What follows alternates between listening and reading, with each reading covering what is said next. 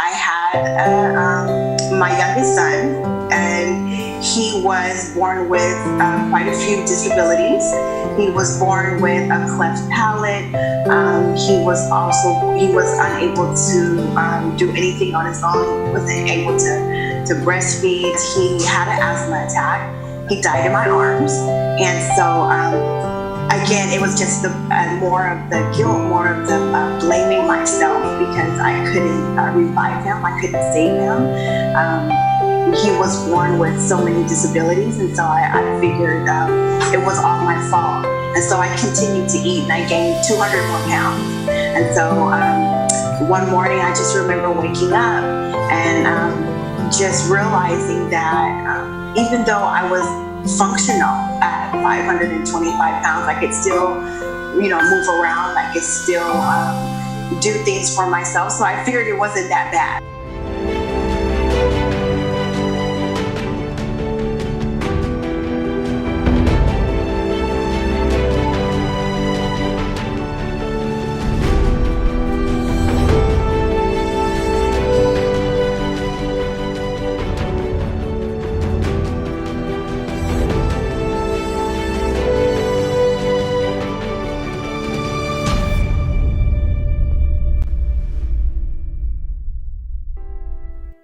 Obesity is currently one of the biggest problems in the world, negatively affecting every aspect of our lives.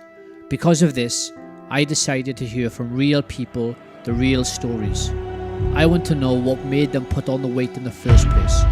Are these people really just junk food addicts who are too lazy to exercise? Or is there much more to the story hiding behind the wall of fat? I want to know, what was their turning point in their life to say enough is enough? And how do they overcome their biggest challenges?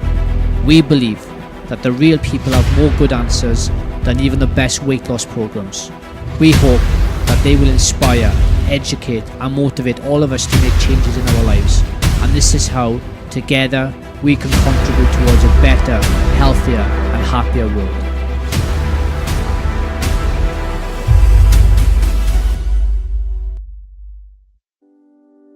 So we have Colleen here today with us from the USA, and this woman is going to inspire millions of people around the world with her incredible story and journey that she's been on.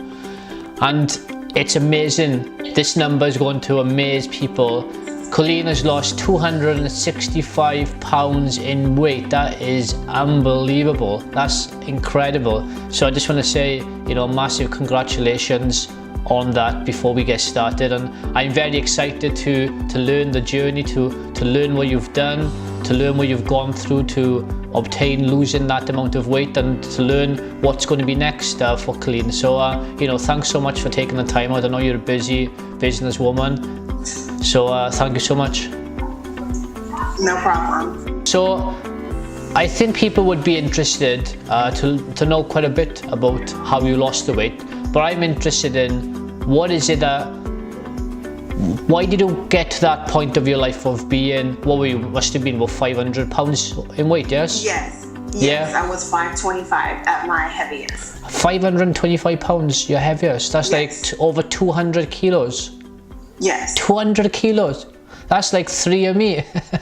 Yes. That's three of me. So tell us, how did you end up getting to 500 pounds in weight? Okay, so what happened is I had my youngest son, and he was born with quite a few disabilities. He was born with a cleft palate. He was unable to do anything on his own. He wasn't able to breastfeed. He wasn't able to he was severely handicapped when I had him. And so I went into a deep depression because I blamed myself for the condition that he was born into. And I want to say over the year that I took care of him, we ate together. So whenever I ate, he ate, and he was overweight. I was extremely overweight. Before I even had gotten pregnant with my last child, I was over 250 pounds, and I gained 100 pounds just during the pregnancy, and then after the pregnancy, I continued to gain the weight because of the depression that I was in. Yes. And so 4 years after he was born, he developed severe asthma, and he had an asthma attack. He died in my arms, and so again, it was just more of the guilt, more of the blaming myself because I couldn't revive him, I couldn't save him. He was born with so many disabilities, and so I figured it was all my fault. And so I continued to eat, and I gained 200 more pounds. And so one morning, I just remember waking up and just realizing that even though I was functional at 525 pounds, I could still, move around. I could still do things for myself. So I figured it wasn't that bad. But I remember just looking in the mirror one day, and I didn't recognize myself. I said, this is completely out of hand. My son would want me to live. He's no longer with us, but he would want me to live. But it was a deep depression, a lot of guilt, a lot of sadness, which led me to eat the amount of food that I was eating. Yeah, I'm really sorry about what happened to your son. It's really sad to hear, and only you as a person understands what you've gone through and what you had to do to get through it. It's a really, really sad story, and I'm really sorry for that. So before you had your first son, were you healthy? Were you overweight? No. No, I wasn't. I've been overweight all my life since I was about 6 years old. I remember always being on a diet. My mom and my aunt, they would always say, even from 6 years old, we need to watch what we're eating. You need to be more mindful of going outside to play. But at 6 years old, I was overweight. It wasn't as severe when I was, as young as 6, but I remember my first diet at 6 years old. So I've been overweight all my life. Were your family overweight as well for you to become overweight? Yes. Yeah. Yes. On my mother's side, everyone was overweight, but on my dad's side, everyone was a normal weight. Yeah. And everybody on your mum's side, because they were overweight, were they suffering with any chronic diseases? Did they have diabetes, high cholesterol? Did they suffer from any heart attacks or strokes? Yes. My mom, she suffered with high cholesterol, high blood pressure. She didn't have diabetes, but she did suffer with a lot of obesity-related illnesses. Yeah. And I'm sure that they struggled also just with day-to-day life, just walking up the stairs, going to the shops, all those basic things are sometimes we take for granted in life until something drastically happens. Right. Yeah. So, so your family were overweight on your mum's side. Your dad's side, they were healthy. So yes. Obviously, you followed your mum's side by the time you were 6 years of age, yes? Because you put on the weight. Because my mom was a single parent. I saw my dad, but he didn't live with us. Okay. And so whenever we were with him, we did do a lot of activities. And so he, kept us busy. But when we lived with my mom, it was we were more relaxed. We were more comfortable. We weren't always moving around. Yeah. So I understand why we were the way that we were. Yeah. So why do you think your mum's side was unhealthy? Was it lack of education? Was it lack of knowledge, understanding? If you look back now, where do you think the problems are? I truly believe that it wasn't a lack of education. I believe it was depression.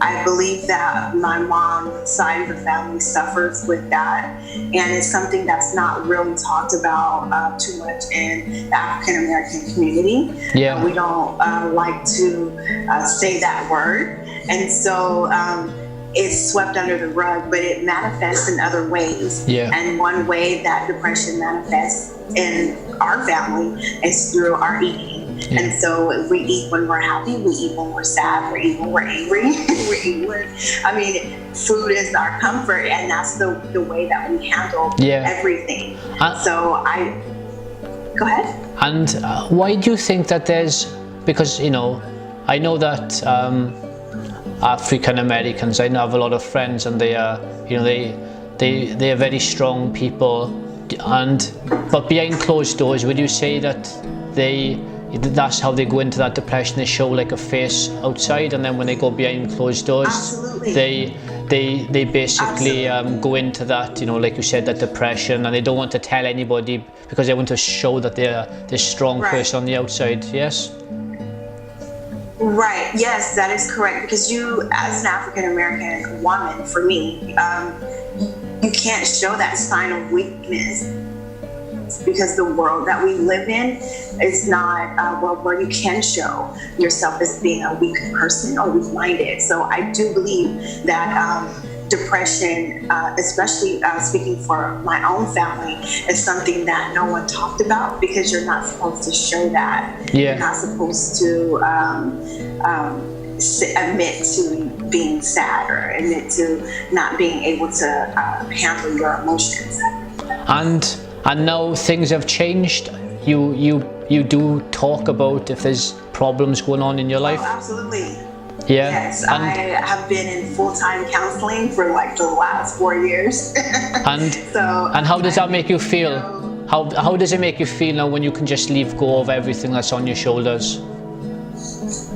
It feels like, what was I waiting for? Or why did it take so long for me to get to that point? Because it's freeing.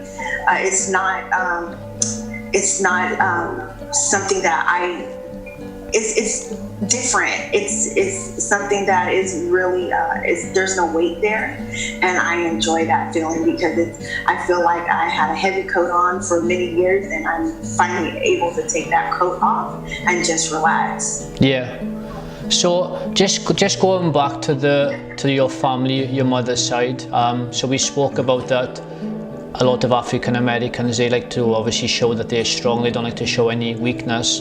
So when they go back to their homes, then they don't really have people that they can actually talk to about any of their problems that they have in their life, which obviously then they comfort by eating. Yes? Yes. Yeah. So how would you recommend to somebody that's in that position, what advice would you give to them to just, get out to that position? The advice that I would give would be, don't be afraid to reach out to anyone for help. Don't be afraid of judgment, and certainly don't be afraid of being criticized, because when you reach out for help, and when you talk to someone, or you just talk through whatever issues that you may be having, you are doing yourself like the biggest favor. There are so many different things that you can do to have like an outlet, and talking to someone is like the best. Yeah. For me, like just being able to say, hey, this is how I'm feeling today. It's a relief. Like it's a feeling that you want to be able to have. So that's what I would suggest to anyone who would be suffering with depression. Like, depression is real, and it's not something to be ashamed of. It's something that you have to take control of and be the boss of if you want to have your life. Yeah. Would you say this is one bit of advice that I give to people is, when they stop caring about what other people think, then their life is completely just going to change. Right. Absolutely. Yeah. And I completely agree with that. Yeah, because really people don't really care, what's going on in my life, what's going on in somebody else's life, your life, somebody else's life. I think people just are so conscious that other people, they think that other people think about what they're doing, how they're doing it, why they're doing it, etc., etc. And I say to people, as soon as you stop thinking about if you think other people are going to be thinking what you're doing and why you're doing it, as soon as you forget about that, then your whole life is just going to change. Right, that is correct. Yeah. So it's there's a lot of people out there in similar positions that you were in, so it's good to hear from somebody that's been in that position. So they can actually listen to somebody and go out and do something about it, because if you can do it, anybody else can do it. Thank you for sharing that part with us. So you've always been overweight, going to your first child. You had obviously a difficult birth with your first child, yes? And then obviously, very sad to hear that, your first child passed away, yes? Yeah. Yeah. So how did you handle that part of your life? For a long time, I didn't talk about it. Yeah. I didn't want to even acknowledge that I had a 4-year-old that passed away. I didn't want to have any pictures around. I didn't want to basically relive any part of that time frame in my life. And so I didn't handle it very well until my husband was, he said, I think it's time for you to actually get some help, because you can't keep going around pretending like he didn't exist. And so I pushed back. I didn't want to listen to his advice, but after listening to him, I said, okay.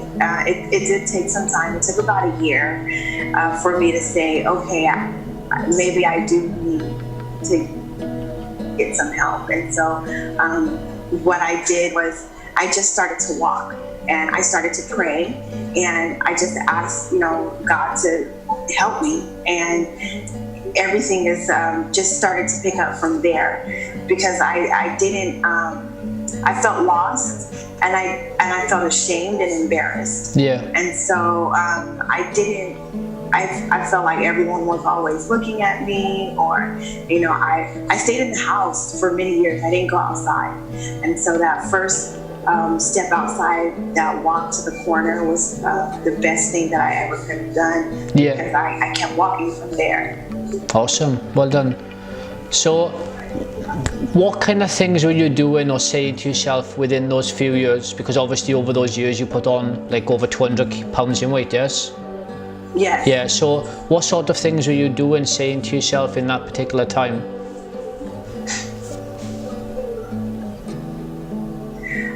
I would always feel like I wasn't ever good enough. That was something that was constantly on my mind. I always felt like you're not good enough. No one really cares about you. Just continue to hide. Like no one's gonna miss you anyway if you just stay where you're at. And so I was always having that negative self-talk. And so that is something that I did for many years. And it wasn't until I actually changed the way that I thought about myself, the way that I. So how did you change the way you thought? Well, it took me just going into prayer. Like I had to go into prayer. Yeah. And just pray. And I know a friend of mine, she said, "You are good enough. You are special. You are somebody." And just you are that person, she was, always talking to me, and I'm like, well, I don't really think so. Like, I don't think so. I still have the doubts, but I think just her continuing to tell me you are good enough helped me a lot, because then I started to say that to myself. I started to say, you are good enough. Yeah. You know? You are good enough. You are an amazing woman. I can see it. Thank you. So let's just fast forward a little bit from that point. So it's very sad to hear what happened with your first child, and I'm really sorry for that. Thank you. So just moving forward, so you put on a lot of weight, over 200 pounds in weight, and then you said you had your second child, yes? Yes. Yes, you had your second child. And how old is your second child now? My second child is 16 years old. Well, they'll do 16 years old in April. She's 16 and you don't even look past 20. He'll be 16 in April. And my daughter, she will be 15 in May. So your second child is 16 and your third child is 15? Yeah. But you don't even look past 20. You must be kidding me. No. That's incredible. Yeah. You just blow me away, you do. Yeah. No, I'm almost 40.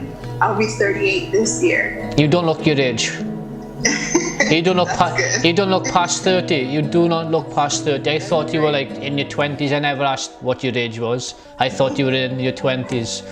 So when you were telling me your second child, I thought, oh, maybe it's a couple of months old or a couple of years old. No. Didn't expect you to say 16 years of age. So you're full of surprises. So you had your second child. You put on a few more pounds, and then you had your third child, because there was a small gap between the second and third, and then by the time you had your second and third child, you were almost 500 pounds in weight, yes? Yes, correct. Yeah. So once you got to that 500 pounds in weight, how did you feel? How did you feel being that, big, so big amount, big number? The thing is that I didn't think that I had a problem. That's the issue. I didn't think that I had a problem, because I could still do everything for myself. I could still go to the bathroom alone. I could still, take a bath. Yeah. I could still walk. I could still, go up. It took a long time for me to go up the stairs, but I could make it. And the only thing that really shocked me into reality is when I went for a 6-month checkup. The doctor said, my doctor said, I can't weigh you here. And I need to send you off-site somewhere to a scale that would be able to weigh you. And I thought, I'm 300 pounds. I can't be no more than 350. Yeah. But when I got to the facility where they wanted to weigh me, and I got on the scale, it only went up to 525 pounds, and that was my weight. So you maxed out the weighing skills? Yes, I did. 525. I was devastated, because I didn't think that I was that big. Yeah. And why? Because there's a lot of people out there that think the same. Why is it that you didn't think that you were unhealthy, or you needed to do something about it, or you weren't, that amount of weight, 500 pounds? What did anybody tell you? Anybody say, look, I think you should do something about this, or? No, and I think that's the problem. I think people were probably too afraid to tell me, hey, I think you need to lose weight, or I think you probably need to cut back. Like, I think people were afraid. And my husband, I always joke with him, I said he was an enabler, because he would always say, I love you no matter what size you are. And I love him for that, but he really was my enabler, because he didn't see that there was a huge problem. Like, there was a huge problem there, and he just he tells me now that he knew that I would eventually get it together. And then I always tell him, what if I never got it together? What if that light bulb never went off? So So I just didn't think I had a problem. So I know that there's a lot of people out there that carry a lot of weight like you did, and obviously they think the same thing. They think that they don't have a problem until it gets too late, and then they have a problem. And some people come through it, some people unfortunately don't. What would you say to the people who are surrounding this sort of person? What would you tell them? Would you say to them, look, I would advise you to, you know, to talk to that person, to advise that person, rather than not saying anything at all? Yes, it shouldn't matter if you truly love that person. Their feelings are not going to be hurt. They may be, the initial reaction may be something that is not what you would expect, but you have to tell them, if you truly love them, that there is a problem. Yeah. You're basically cutting their life short. Like their life is being cut short. Yeah. So your advice to people that are surrounding somebody that's overweight is to tell them that, you know, you need to do something about it, because we don't want to end up losing you. Right. Yeah? Yes, correct. So when you found out that you were 525 pounds in weight, what was the next step? What did you do about it? I ate more. You ate more? Honestly, yes. You ate more? Went home that day, yes. Honestly, I went home that day because it was complete and utter shock to me. And I felt really bad about myself. And I remember just stopping at the store and buying everything, like all my favorites. And I just went home and I kept myself in my room for about a week, having a pity party, and I ate more, and that's the honest truth. So it wasn't. And so how long did that go on for then? I want to say that went on for a month because I struggled with it. That number is something that I live with, like today still. Like 525 is something that is really that I live with that number, and so I know for that month I struggled. I was, maybe the scale was wrong. Maybe so that's not the right number. You just continued to eat for another month. Right, I did until I just remember one day waking up and it was really hard for me to get out of bed, and I said, okay. I was taking at least 10 different medications just for obesity-related illnesses, and I just remember getting like my medicines. So you were taking. So how much pills were you taking every day? I was taking 10. 10 pills a day. Yes. Just to get you through the day. Just to get me through the day. I was diagnosed with congestive heart failure. I had high blood pressure. I had diabetes. I had problems with my kidneys. I wasn't able to empty my bladder the way that I was, supposed to. There was a lot of things. I had asthma. I had an inhaler. I could not breathe, and I just remember not being able to get out of bed one day, and I said, okay, so I don't want to go through this anymore. Like the light bulb finally went off for me. So basically you were at the rock bottom of being overweight. Yes, I was. Overweight. Yes. You were bed bound, you were on 10 different medications, and you had so many different conditions. Yes. That you were basically at the bottom of the road.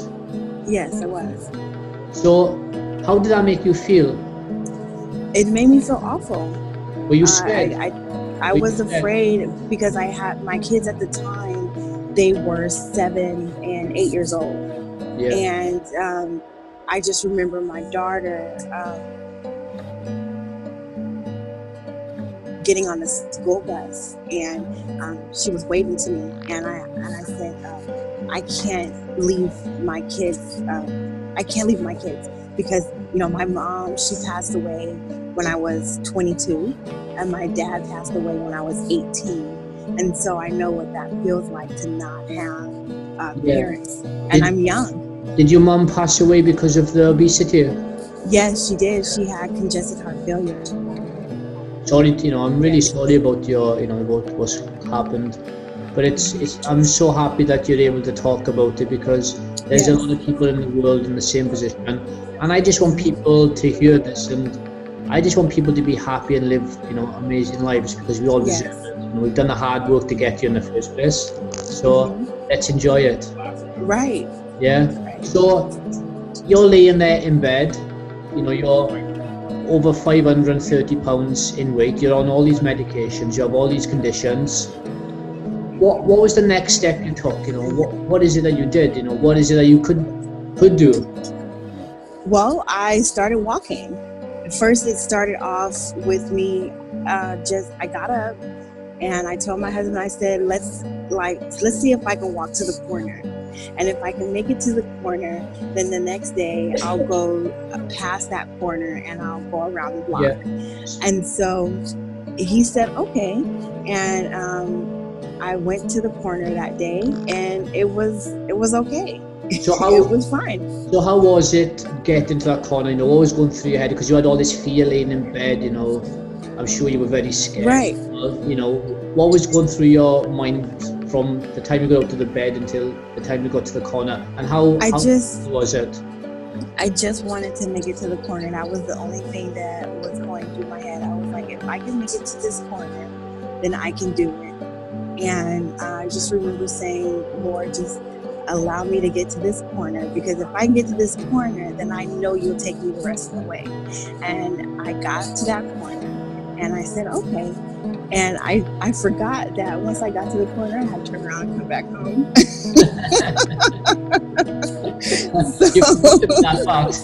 Right. So I remember my husband, he said, well, I'll drive you back. And he, rode in the car behind me. And I said, no, I'm not gonna drive back. I'm not gonna ride in the car back. Let me see if I can make it. And so when I got to the corner and I made it there, and I said, okay, I'm gonna make it back home. And I made it back home. I said, we'll do it again tomorrow. It was the most difficult thing I've ever done, because every part of me hurts. I could not breathe, and I felt like my legs were on fire. And so I said, how far was it? The corner, it was probably, I want to say, the corner of where we lived, it was maybe 50 feet. So you walked, it was maybe 50 feet. So you walked 50 feet? Right. It was like, literally, now that I think about it, it was the shortest distance ever. The way you were talking, I thought you were walking miles. No.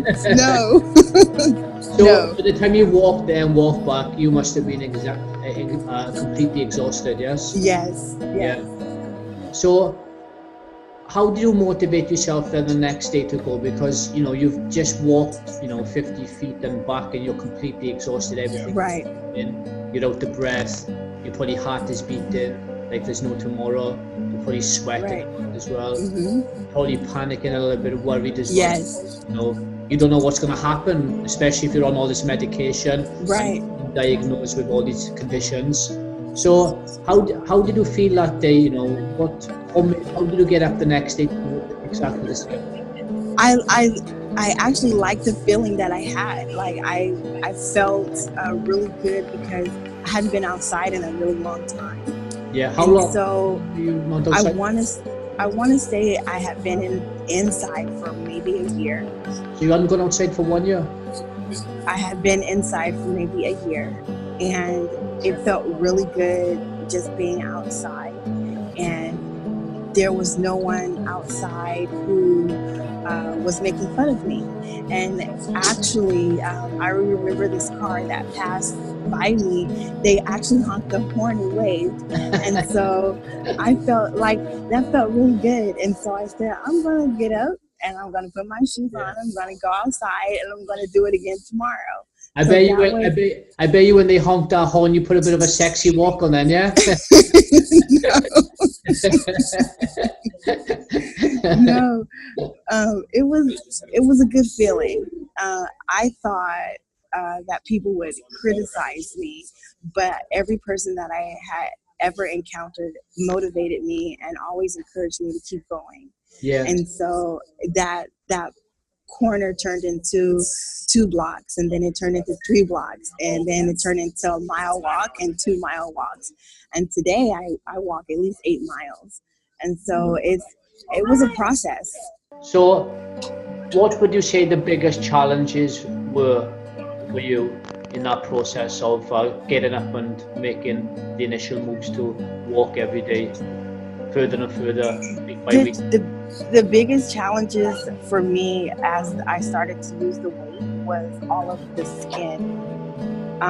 That was the part that was really discouraging, because as you lose the weight, you have like a lot of skin, and so I had like a lot of skin just from my stomach that made it really difficult for me to keep walking.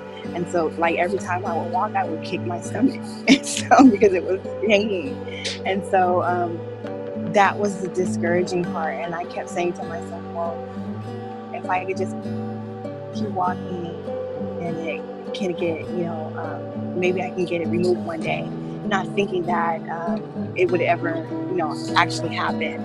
But I was able to actually get the skin removal surgery, and so that helped me to lose more weight after I got the skin removed. Yeah. So, how much weight did you lose before getting the skin removed?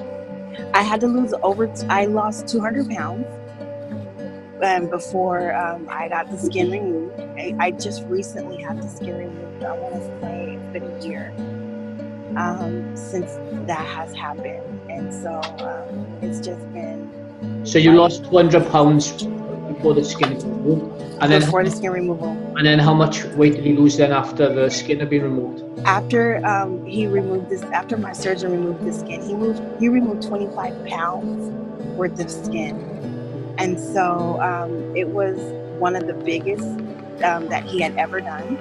And so it actually took me about, I was not bedbound, but it was very difficult for me to just move around after that. And then I lost 45 more pounds. And so it was a process. Like, I'm still losing the weight. I'm still losing weight because I still have a goal that I want to get to. Because right now I'm still considered obese. I'm still considered obese. Can you just put the there we go. That's good. Okay. Now I can see your pretty face. Okay. So you lost 200 pounds leading up to the skin removal. Then once you had the skin removed a year ago, you lost 25 pounds. Yes. So that's 225 pounds. And then over the last year, you've lost another 45 pounds. Yes? Yes. Mm-hmm. So altogether, you've lost 270 pounds. Yes. That's unbelievable. Incredible. So you lost the 200 pounds in weight. What things were you doing apart from the walking? Was there anything else? Did you change your diet? Yes, I completely changed my diet. I went to a high protein diet, and I completely did fresh fruit, fresh vegetables, and I just removed all kinds of white food, all kinds of starches, all kinds of carbs. That was the hardest part for me because I was addicted to sweets. I love anything that's sweet. So and soda, like I think I would drink like a liter of soda a day. And so just cutting out the soda, cutting out the coffee, cutting out the sugar. So just tell us, when you were at your heaviest, what consumption of food were you eating on a daily basis, so we have an idea how much you were eating? I just remember we would always have a full type of buffet meal. So breakfast would be just cereal, and then I would have eggs, I would have bacon, I would have toast, and it was never like one piece of toast. It was probably 6 pieces of toast, and it was with butter and jelly. And then I would have lunch, and lunch would always be heavier than breakfast. It would be more of a dinner for lunch, and then we'd have a dinner, and I would eat like throughout the day. I would snack on. So what would you eat for dinner? Would it be like pizzas and chips and all that kind of stuff? No, it would be. My husband is a chef. Well, he would always cook full meals. He would always cook full meals, and so it was never always unhealthy food. It was just too much. It was always double the portions. So you would eat in double the amount for lunch Double. and dinner? Yes.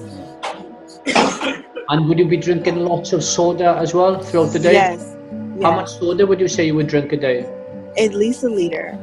1 liter of soda a day. And then in between you would just be eating snacks. And what about snacks? You would be like chocolate, sweet? Chocolate, chips, cookies, pie, cake, ice cream. So how much money were you spending per week on all this food? At least $200. $200 a week? Just for yourself? Just for me.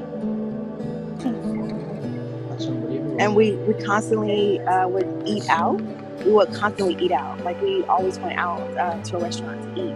And so, we spent a lot of money on just food. So what was the most difficult part of the nutrition change for you? So going from cutting out all the sodas and sweets and chocolates and fast foods to eating clean protein and fruits and vegetables. The most difficult part was cutting out the soda. That was the hardest part for me. So how did you do it? I tried to do it cold turkey, and I would always end up really sad. And I remember my doctor saying that I was withdrawing from the sugar and from the caffeine. And so I just had to roll with it. And I just remember one day, because my favorite soda was Pepsi. And so one day I said, okay, I'm just going to try to quit drinking Pepsi. And so I just remember that for a week I had a headache. I didn't feel good. It was the worst. And so I just remember saying, no, I can't really cut the soda out. And so I would get a soda and I'd water it down and, put half soda, half water. And then I would, try to drink it that way until eventually I was able to just stop it. But trying to quit soda cold turkey was very difficult for me. So have you stopped drinking soda now? Yes, I have. Like it was so hard. How long have you been soda free? I've been soda free. I want to say for maybe a year and a half now. You're an amazing woman, you know that? Yes. You know you're an amazing woman? So thank you. That's incredible. So you've been sober, soda sober for 1.5 years. That's yes. Incredible. Yeah, it's your story is amazing. It's incredible what you've gone through and what you've done to overcome, all this in your life. And and you're there sitting now with a massive smile on your face. You are just an unbelievable person. Thank you. You are a very inspiring human being. My next question is, are you off the medication now? Yes, I don't take any medicine.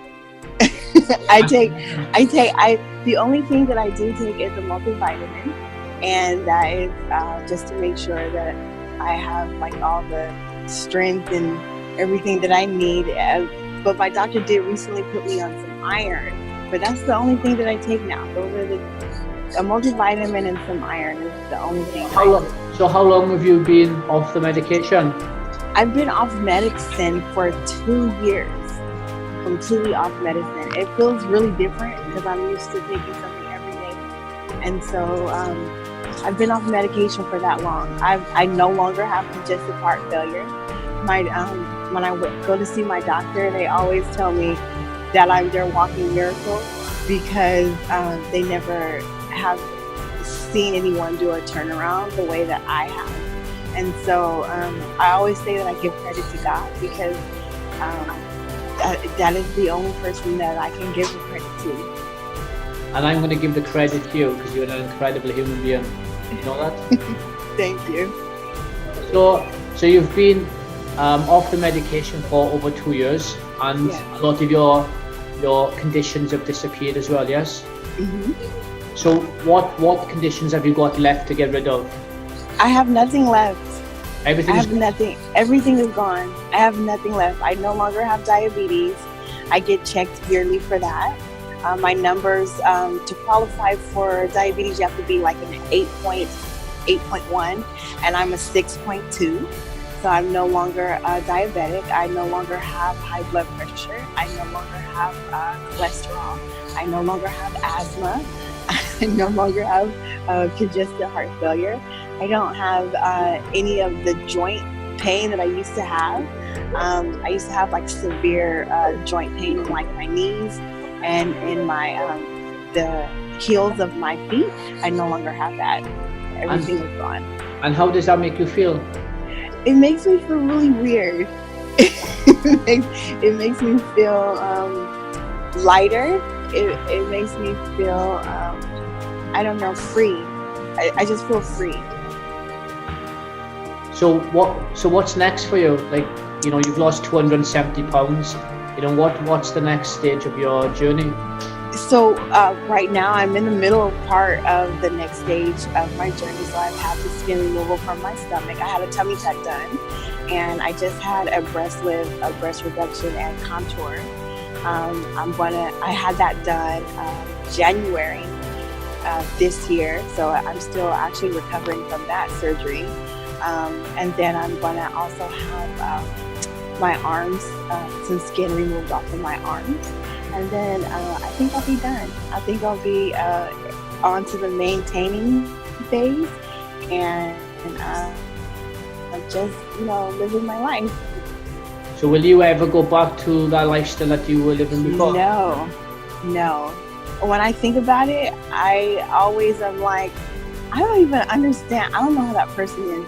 My kids, they look at pictures of me, and my daughter, she's like, I don't even remember you being that big. And my son, he's like, I don't remember it either. But they were 6 and 7. They were 7 and 8 years old. And I remember it, but it really feels like it was a lifetime ago. My life is so different now. Do you suffer from depression anymore? Sometimes, I want to be honest, sometimes I do get times where if it's around my son's birthday, the one that passed, then I'll get a little down, and I just have to remember that I have to keep living, and that he wouldn't want me to be sad. And so I do sometimes get down, but then I do have a counselor that been working with me for like the last 2 years, and if I ever need, an intervention, I always call her and let her know, hey, I need to talk, or I need to come in and see you, and so her door is always open. Awesome. You have an incredible story, and I'm blown away by what you've achieved. It's unbelievable, and I'm also so happy for you, because I can see that you deserve to have a happy life and conquer the world and achieve whatever it is that you want in your life, because you're a woman with a big heart and soul and so much to give to the world. I can see it in your eyes and with your big smile. So I don't think that this could have happened to a better person in terms of coming up on top at the end of their journey and surviving everything gone through. So is there anything that I can do to help you? Anything you'd like to ask me? Well, no. I don't have any questions. If there's anything I can do for you, maybe if something pops to your mind, then please come to me, and I'd be more than happy to help you. And where is it in the US that you are based? I'm in California. Okay, awesome. So if when I come to California, would you be interested in doing an interview again, but in person? Absolutely. Yeah. I think you have. I've worked with a lot of people. Your story, for what you've gone through to come out to where you are now, it is unbelievable. And I think the world needs to know what you've achieved in your life, because there's so many people complaining about dog shit. My French, yeah. Just Right. yeah. Yes. I just want to show the world that you've gone through things in your life and you've overcome everything, and you are now living your life the way that you've lived. And anybody in the world can do the same. If you can do it, anybody can do it. And I just want everybody to hear this. It is incredible. Thank you. And I think that goes also to your husband as well. I'm sure he's an amazing man. To stick with you and go through everything together. And your children are lucky to have such an amazing mother.